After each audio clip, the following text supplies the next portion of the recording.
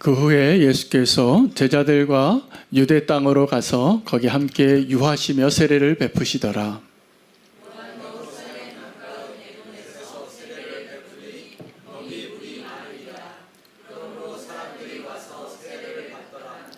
요한이 아직 옥에 갇히지 아니하였더라.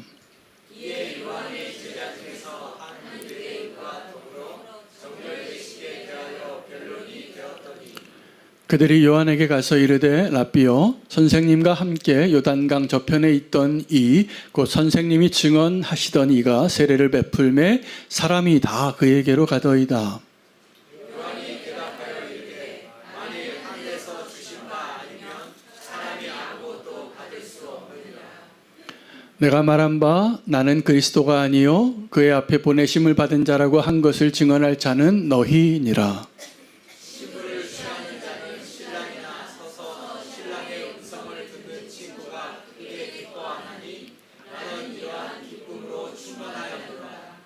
그는 흥하여야 하겠고 나는 쇠하여야 하리라 하니라. 이로부터 오시는 이는 만물 위에 계시고 땅에서 난 이는 땅에 속하여 땅에 속한 것을 말하느니라. 하늘로부터 오시는 이는 만물 위에 계시나니 그가 친히 보고 들은 것을 증언하되 그의 증언을 받는 자가 없도다.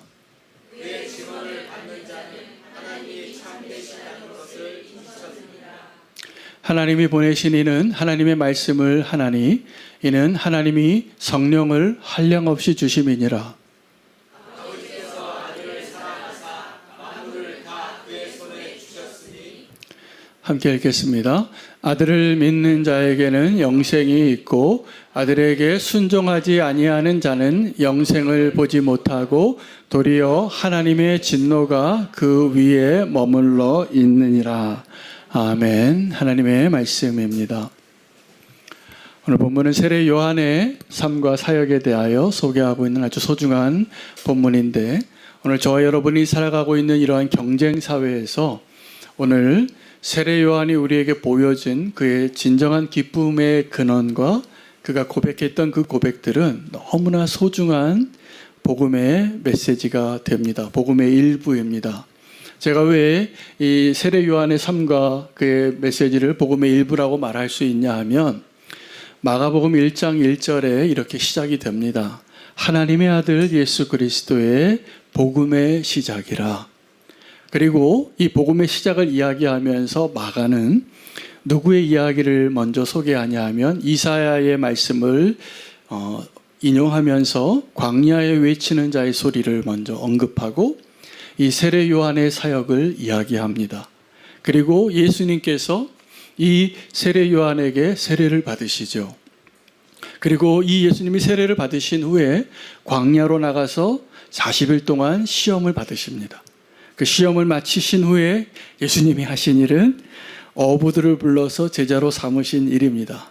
이 마가복음은 이 하나님의 복음, 하나님의 아들 예수 그리스도의 복음에 대해서 이야기하면서 숨이 차도록 빠르게 다른 복음서는 훨씬 더 많은 설명과 그 배경을 설명하지만 아주 단도직입적으로 하나님의 아들 예수 그리스도의 복음의 시작이라 라고 이야기하면서 소개하는 사람이 세례 요한이라는 겁니다. 여러분, 세례 요한은 오늘 이 본문의 핵심은 그가 이렇게 말했기 때문입니다. 나는 그리스도가 아니요 그는 흥하여야 하겠고 나는 쇠하여야 하리라. 신부를 맞이하는 자는 신랑이나 나는 그 옆에 서서 신랑의 친구로서의 기쁨으로 충만한 자라. 여러분, 우리에게 그 기쁨이 있습니까? 여러분, 복음을 전해 들을 때 이 복음이 무슨 뜻이냐면 좋은 소식입니다.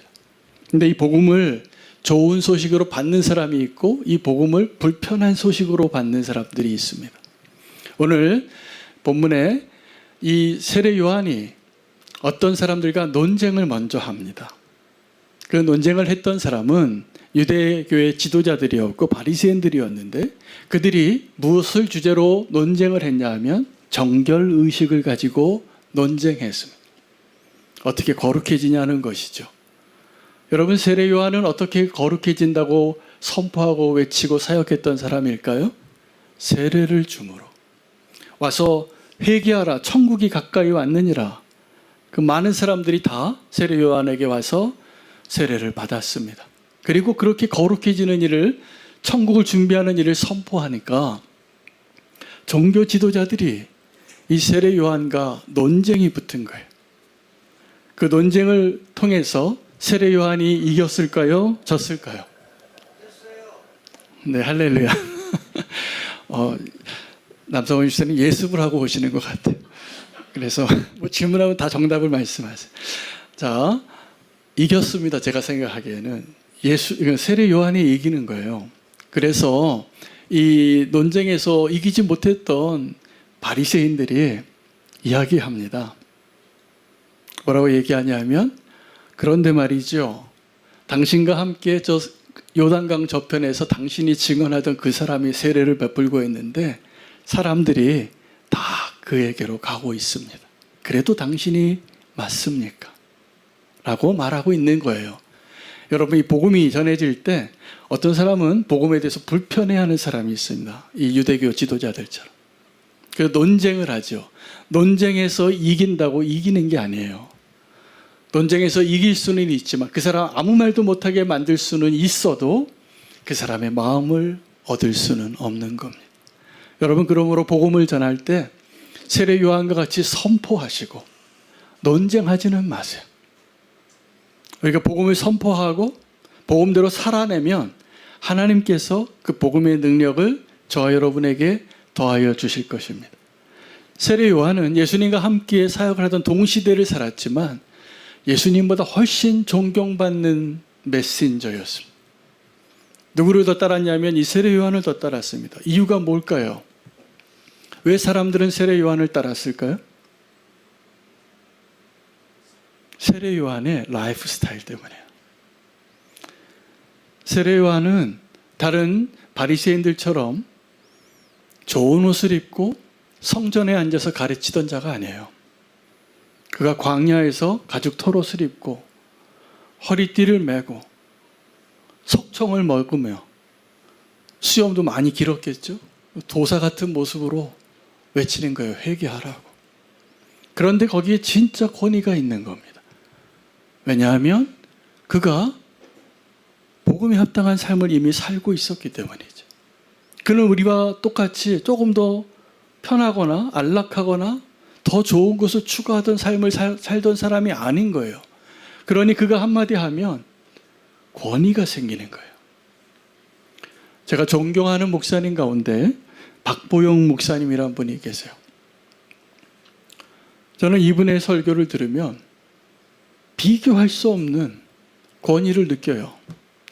왜냐하면 이분은 똑같이 목회를 하는데 그냥 다른 목사님들하고 달라요. 다른 목사님들 좋은 차 타고 좋은 양복 입고 다닐 때 그분은 복음을 전해야 할 그 노숙자들과 그 가난한 자들과 함께 그들과 살면서 복음을 전했던 분이기 때문에 그분이 세례 요한같이 말씀을 전하니까 많은 사람이 그를 따르는 거죠.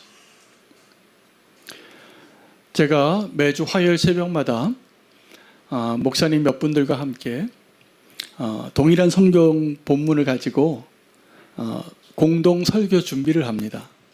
한 6명, 7명의 목사님이 새벽마다 만나요. 일주일에 한 번씩. 근데 지난주에 그 가운데 한 목사님이 지난주에 어떤 부흥 집회가 있었습니다. 근데 그 부흥 집회에 여러 강사님들이 말씀을 전하시는데 이분이 좀 연배가 있으신 분인데 거기에 순서에 나오시는 그 강사님들이 설교를 다 잘하더래요. 은혜가 되더래요. 근데 어떤 젊은 목사님들이 설교를 하는데 와, 참 설교 정말 잘한다. 목사가 보기에도 너무 설교를 잘한다는 거예요. 그래서 저분이 나중에 이렇게 성공한 목회를 하시겠구나 이런 생각이 들었답니다. 너무 설교를 잘하시니까. 그런데 그 가운데 어떤 목사님이 설교를 하는데 뭐 힘도 없고 맨날 아는 얘기 똑같은 얘기를 또 하시는 목사님이 나오셔서 강단에서 말씀을 전하시는데 그분이 설교할 때 보니까 자기는 하나도 드러나지 않더래요. 그리고 예수님만 드러나는 것을 느꼈다는 거예요. 그래서 그 말씀을 듣고 큰 은혜를 받았다고 고백하시는 간증을 들었어요. 여러분, 우리 성도의 삶 가운데 우리가 오늘 이 세례 요한의 기쁨, 들러리의 기쁨, 하나님의 그 친구로서 누리는 그 기쁨을 누리기를 원한다면 오늘 세례 요한에게서 우리가 좋은 모델을 발견해야 돼. 그리고 그와 같이 살아갈 수 있는 그 축복을 누릴 수 있는 자리에 지금 주님은 저와 여러분을 초대하고 계시는 것입니다. 복음이 전해질 때 이 복음의 밖에 있는 사람들과는 논쟁이 일어납니다. 복음에는 능력이 있고 변혁하는 그러한 힘이 있기 때문에 복음을 들을 때 이렇게 마음문 열고 복음을 수용하는 사람도 있겠지만 대부분 큰 갈등을 겪습니다. 인정하고 싶지가 않은 겁니다. 복음은 우리에게 요구하는 게 많아요. 십자가에 죽으라고 하거든요. 자기를 부인하라고 하거든요. 그리고 나를 따르라고 하는데 그 예수님이 좀 그럴듯한 길을 가시면 좋은데 자꾸 좁은 길로만 가시는 분이 나를 따르라고 하니까 우리가 따라가기가 힘겨운 겁니다. 여러분, 그 길을 가시겠습니까? 한 분도 없으세요? 그 길을 따라가길 원하십니까?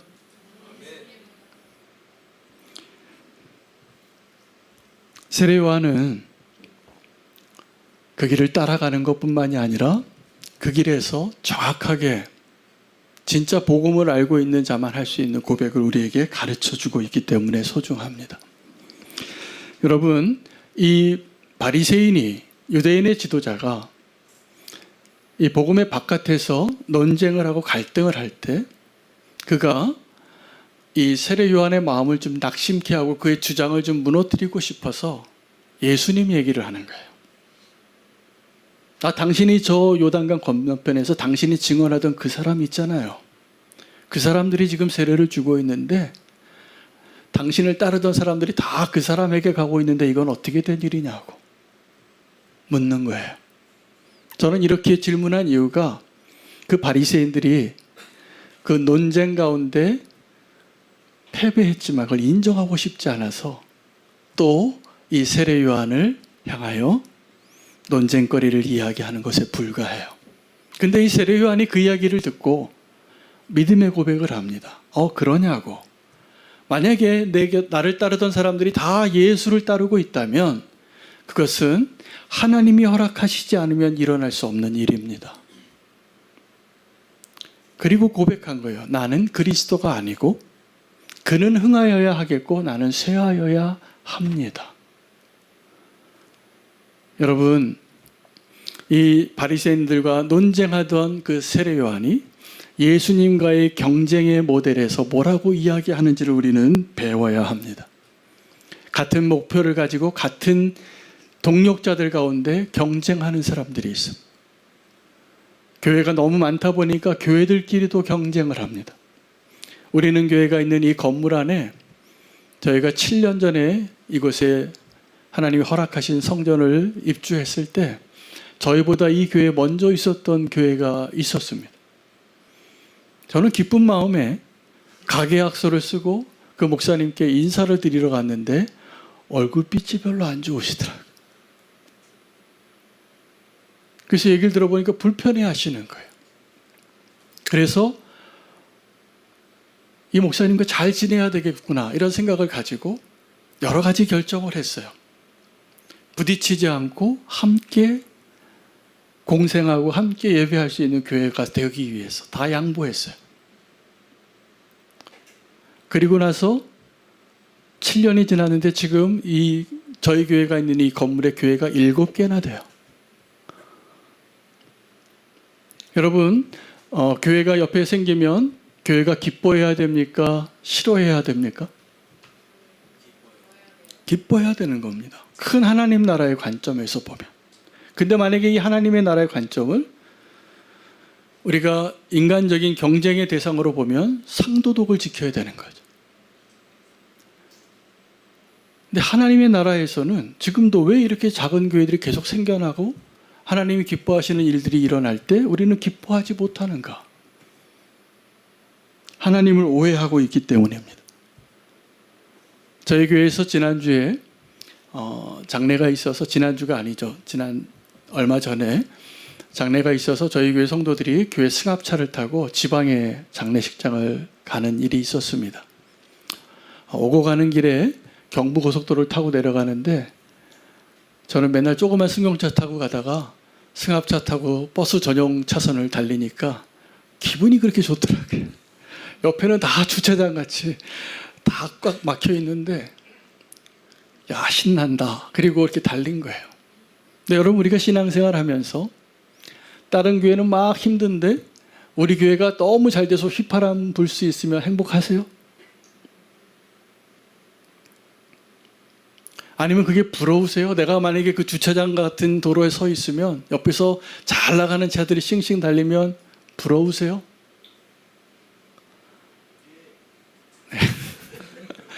부러워하지 마시기 바랍니다. 왜냐하면 이 세례 요한의 기쁨을 누리려면 우리가 이거 하나가 바뀌어야 돼요. 하나님의 기쁨을 함께 누리기 위해서 우리는 같은 목표를 향하여 달리는 것이 더 중요하고 끝까지 완주하는 것이 중요하다는 사실입니다. 이 요한은 이렇게 논쟁하고 경쟁하고 그 질문을 받고 그 토론하고 비난받는 그 자리에서 정말 겸손한 모습을 보여주고 있습니다. 여러분, 진정한 겸손은 내 자신의 진짜 모습을 인정할 줄 아는 게 겸손입니다. 우리가 겸손한 척 할 수 있습니다. 저는 여러 번 겸손한 척 했습니다. 솔직하게 고백하는데요. 제가 겸손하게 보이고 싶은 거예요. 겸손한 목사라고 좀 칭찬받고 싶은 거예요. 그 겸손한 척을 하는데 속에서는 불이 나요. 정말 날 무시하네. 그래서 내가 자존감이 약하면 한번 겸손한 척 하다가 그것이 감당이 안 되는 거예요.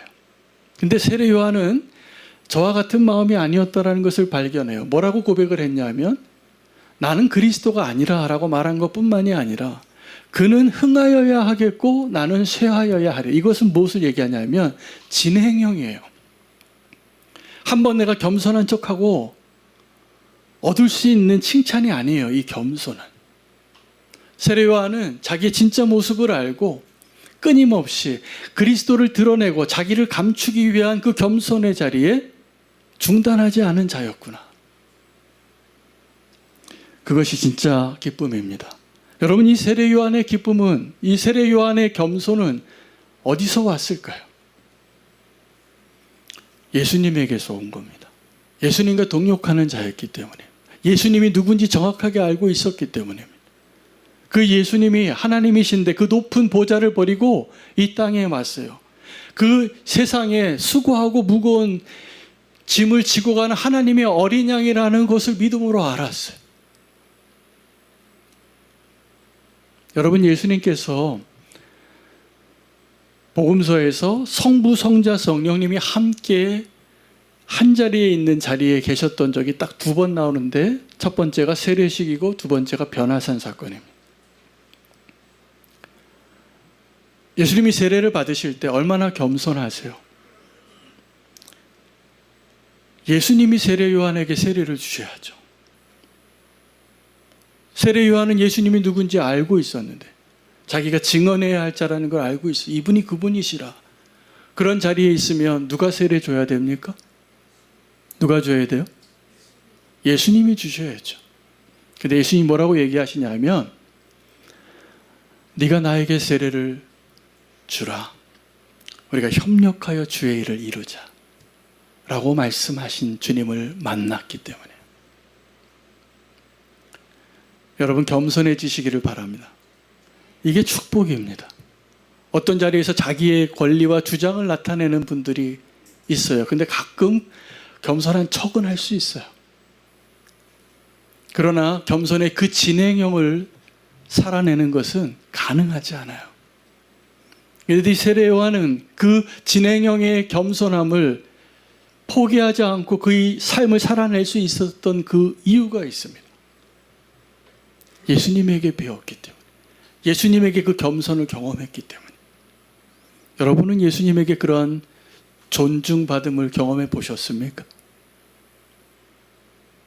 예수님이 우리를 그렇게 존중해 주실 때 우리는 누구에게라도 겸손해질 수 있는, 그래서 이 세례 요한이 누릴 수 있었던 그 기쁨을 누릴 수 있게 되는 것이죠. 예수님이 이 세례 요한과 함께 동역할 때 이 세례 요한은 예수님의 친구로서 기쁘다라고 말했습니다. 여러분이 알고 있는 성경의 인물 가운데 예수님의 친구라고 칭찬받았던 사람이 한 분 더 있는 거 아시죠? 아브라함입니다. 아브라함이 그 천사들을 만나는데 소돔과 고모라를 심판하러 가는 그 길에 이렇게 말합니다. 주님이 천사들에게, 우리가 이 아브라함에게 우리가 무슨 일을 하려고 하는 것을 숨기겠냐. 그것을 알았던 아브라함은 정말 하나님의 친구답게 기도하죠. 멸망당하는 그 땅을 위하여, 그 도성을 위하여 중보하는 자가 되는 것입니다. 여러분, 사단은 어떤 사람하고 친해질까요?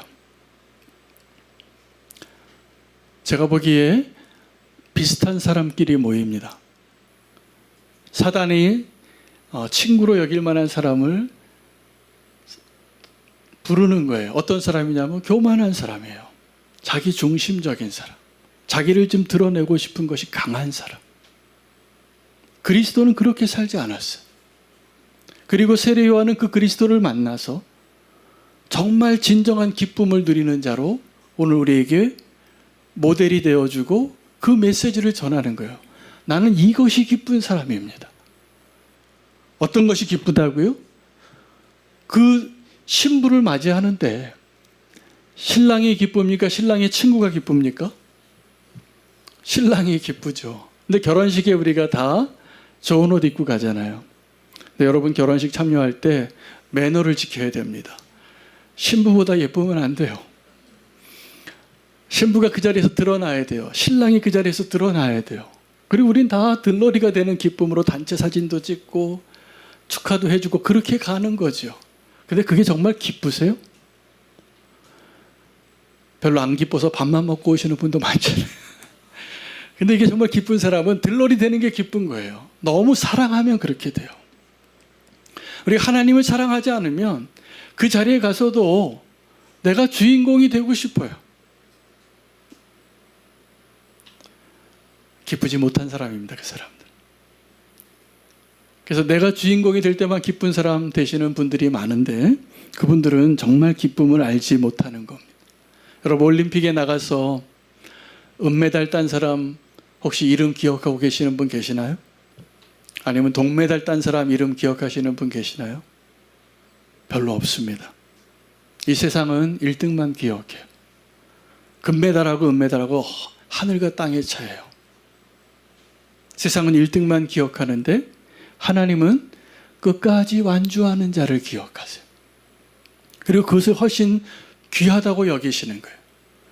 우리는 교회에 수년 전에 부흥의 강사로 왔던 이지선 교수님이 계세요. 그 이지선 교수님은 인생에 남들이 비교할 수 없는 불행을 겪었어요. 그 꽃다운 대학생의 나이에 온몸에 화상을 입고 괴물과 같이 변한 얼굴로 살아가는데 몇 번을 죽으려고 했어요. 근데 살고 자기가 살면서 자기가 썼던 일기를 나누니까 많은 사람이 위로를 받는 걸 알게 되고 제2의 인생을 삽니다. 지선아 사랑해. 이 책 엄청 팔렸어요. 그 엄청 많은 사람에게 위로가 됐어요. 근데 이 이지선 교수님이 마라톤 경주에 참여하게 된 거예요. 근데 목표는 1등이 아니에요. 끝까지 달리는 거예요. 그래야지 후원하는 그 후원금이 모금이 되니까.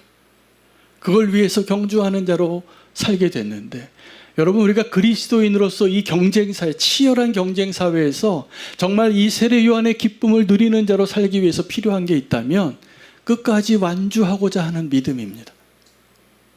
여러분, 그 믿음으로 끝까지 완주하시기를 바랍니다.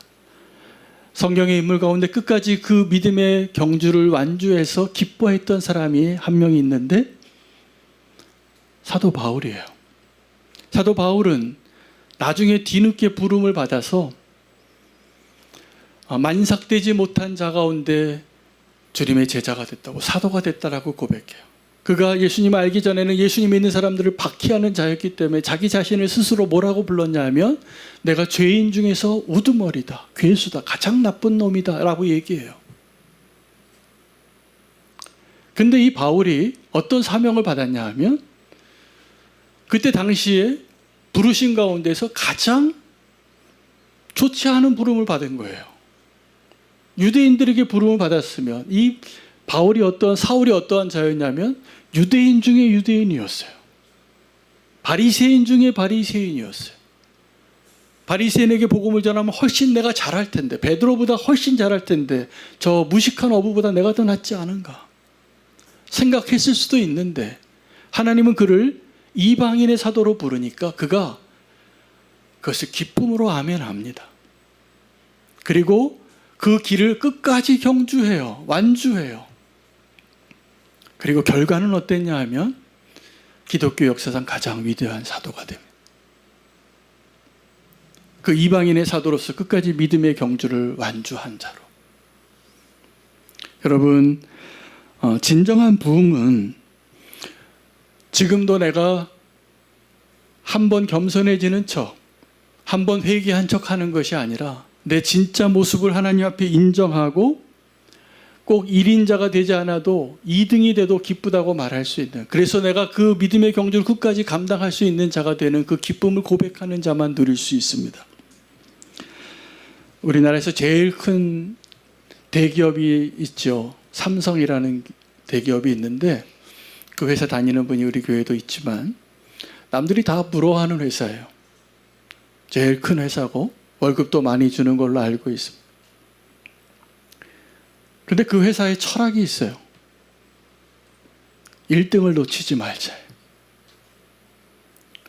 그래서 어떤 분야에서 1등이 되면 그 회사의 목표가 있습니다.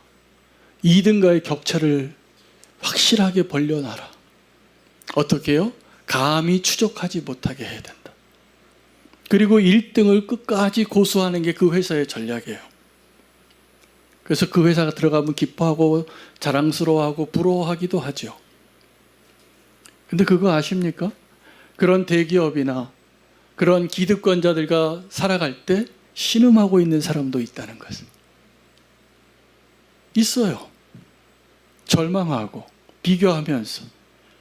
우리 성도님들 가운데에도 세상에서 경쟁하고 살아갈 때 이 세상에 더 좋은 조건에 있는 사람들 보고서 부러워하면서 이 세례 요한이 보여주고 있는 진정한 기쁨에 대해서 맛보지 못하고 알지 못하고 와서 예배를 드리고 믿음 생활을 하면서도 속으로는, 내심으로는 나도 1등이 되고 싶고 나도 성공하고 싶다라는 갈망으로 주님 앞에 예배하고 기도하는 분들이 꽤 많습니다. 우리가 그러한 모습에서 진정한 기쁨을, 오늘 이 세례 요한이 보여주고 있는 고백했던 그 기쁨을 누리기 위해서 우리의 생각의 틀이 바뀌어야 돼요. 여러분, 이 세상에 우리 다 열심히 사는데 한국 사람처럼 열심히 사는 사람들이 없습니다. 우리 왜 그렇게 열심히 삽니까? 우리의 생각 가운데 이 세상의 자원이 피자판처럼 생각하는 거예요. 그래서 누가 좀 더 많은 파이를 가져가면 자동적으로 우리는 어떻게 생각하냐면 내 몫이 적어지나 보다 라고 생각해요. 혹시 그런 생각을 가지고 있는 분들은 성경적으로 우리가 창의적인 기쁨으로 살 수 있는 비결을 꼭 믿으시기 바랍니다. 하나님의 그 부요함과 하나님의 창의적인, 하나님의 놀라운 그 은혜는, 오늘 세례 요한이 뭐라고 이야기하는데 그 기쁨은 어디서 나오냐 하면 그 성령님을 한없이 부어주시는 하나님 때문이라고 말하는 거예요. 그럼 우리 성도는 그 한없이 부어주시는 그 하나님의 은혜를 어떻게 해야지 이 세례 요한의 기쁨을 누리는 자가 될까요? 충만해야 돼요. 그것이 충만할 때 오늘 이 고백이 가능합니다. 그 조건 없고 한량 없는 그 하나님의 은혜를 요만한 그릇에 받아서 그것도 채우지 못하고 늘 비교하면서 나도 좀 저렇게 좋은 집에 살고 나도 좀 저렇게 좋은 차를 타고 다니고 나도 좀 저렇게 좋은 회사를 다니고 싶은 마음으로 살아간다면 우리는 기쁘지가 않아요. 분명히 안 기쁩니다. 세례 요한은 그 기쁨하고 전혀 다른 기쁨을 이야기하는 거예요. 신부를 맞이하는 신랑의 기쁨으로 내가 함께 기뻐하게 된다.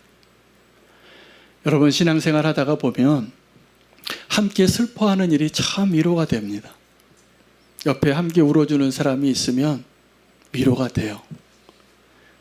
누가 힘든 일을 겪을 때 나도 그거 겪어봤다고, 나는 당신의 아픔을 이해한다고 같이 울어주고 같이 안아줄 수 있어요. 위로가 되죠. 근데 함께 슬퍼하는 것보다 더 어려운 게 뭐냐 하면 함께 기뻐하는 거예요. 이거 잘 안 되더라고요. 같은 신앙생활을 하는데도 누구네 집이 잘 된다 그러면, 누가 좀 돈을 많이 벌었다 그러면, 누가 지금 막 형통한 길을 걷다 그러면 겉으로는 축하하고 기뻐한다고 하는데 밤에 들어가면 배가 아파요. 이 세례 요한의 기쁨은 그런 게 아니에요. 지금 그 바리새인이 논쟁하다가 자기가 논쟁에 지니까 당신 따르던 사람들이 다 예수를 따르고 있다고 그 얘기를 하는데 기뻐하는 거예요. 여러분, 우리의 삶 가운데 그리스도가 더 드러나고 내가 더 점점 사라지고 잊혀진 자가 되는 것 기쁘십니까? 솔직한 대답이지만 정답은 아닙니다. 우리가 그런 마음이 있지만 그것이 기뻐질 수 있어야 돼요. 우리가 충만한 자가 되면 이 세례 요한의 고백처럼 나는 그 신랑의 친구로서 기쁘다는 거예요. 이게 얼마나 놀라운 비밀입니까?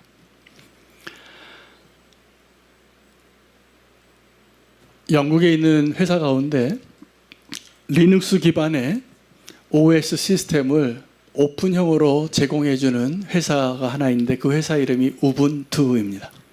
근데 이 우분투가 무슨 뜻인지 아시나요? 아프리카 반투어에서 나온 말인데 이런 의미를 가지고 있어요. 우리가 있기에 내가 있다라는. 근데 이게 놀라운 고백이죠. 우리는 그런 세상에 살고 있지 않습니다.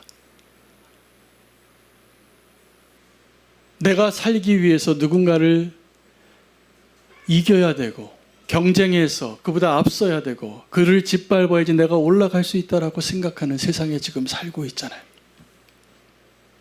오늘 세례 요한은 이 세상의 가치관과 방향과 전혀 다른 기쁨을 우리에게 소개하고 있는데 이 기쁨이 진짜 기쁨입니다.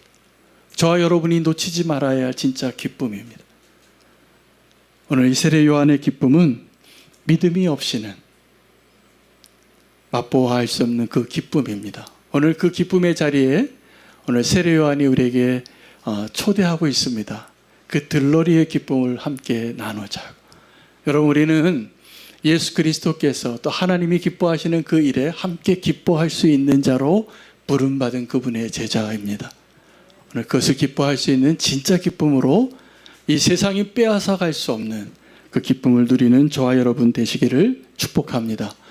오늘 결단 찬양하며 그 주님의 그 기쁨을 함께 누리는 주님의 자녀로 다시 한번 고백하고 찬양하기를 원합니다.